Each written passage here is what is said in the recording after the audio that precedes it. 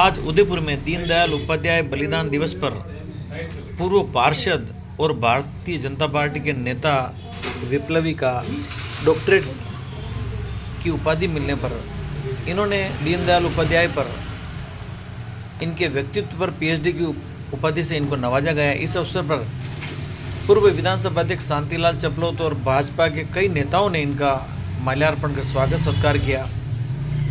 आप भी photos video देखिए। मेआरएम न्यूज, मुकेश पारासर, फतेहनगर। जगदीश जी आप भी आए, रविंदर जी से भी निवेदन आए, कुंतीलाल जी, जगदीश जी,